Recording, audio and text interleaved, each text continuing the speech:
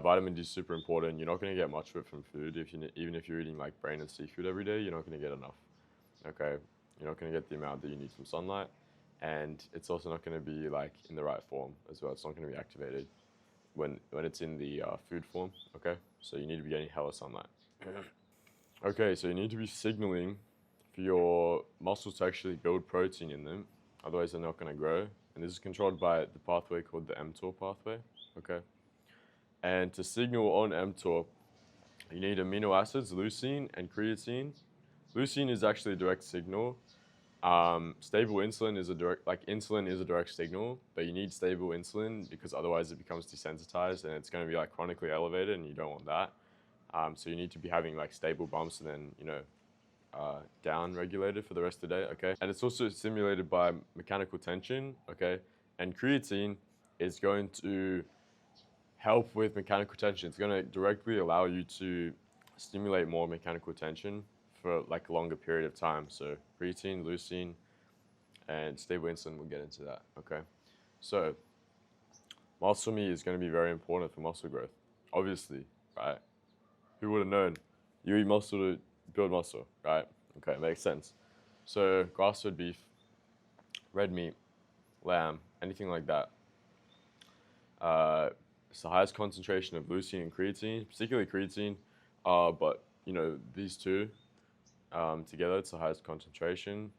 Like liver has a little bit more leucine, but like not that much. And you're not going to get any creatine from liver. So you need to be eating like a lot of muscle. It should be the basis of your diet. Unlike a lot of people say like organs are superior, organs are more nutrient dense.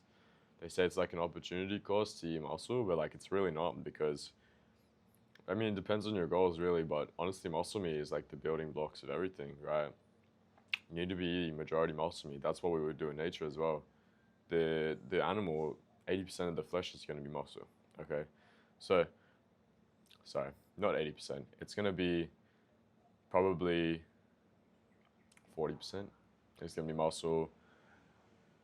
10, 15, 25% is fat, and then maybe 25 organs, but a lot of them are inedible. So, and they go off really quickly too. I think muscle meat is king, honestly. It tastes better, usually. I mean, you can crave liver and it tastes really good. Brain is super good. But I'm yapping anyway. We're not even talking about what we need to talk about. So if you're getting a lot of creatine, this is going to help you. See, I wrote it down. Allows high tension for longer. Okay, so this is going to help you stimulate mTOR even more. Okay, and leucine is going to directly activate mTOR. All right. So you need this for muscle protein synthesis, and creatine also improves ATP recycling. Okay. And 1 kilogram of like red meat. Okay. One kilogram of raw red meat is going to have 5 grams of creatine. And this is like the same amount the bodybuilders supplement every day. And the reason they have the supplement in it, because they eat very little meat, like red meat especially. Also, they cook the meat to death, which kills in like 100% of the creatine. You need to be eating it raw to get this amount of creatine, okay?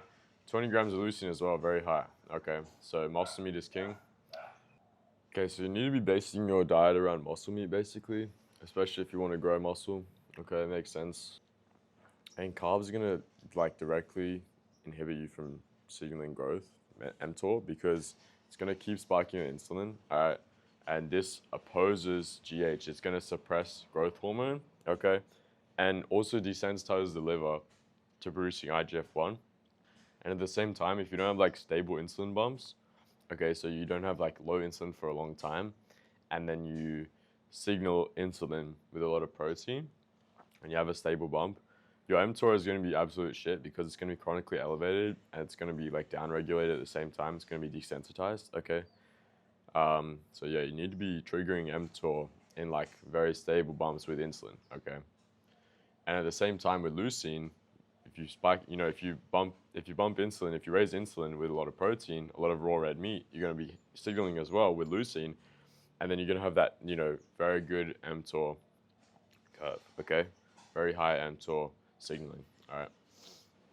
And you need to be focusing on recovery a lot because every time you train, you stress your body, you damage your body, okay? When you train for more than 45 minutes, your cortisol raises very significantly, which is going to suppress your testosterone production, okay? And if you're training so much, your nervous system is going to be in a sympathetic state chronically, where there's a lot of stress response hormones flowing through you, okay? And your nervous system is not going to be able to recover properly, all right? So this is where you get like burnouts, crashes, lethargy, all this bullshit that bodybuilders get or gym bros get, okay?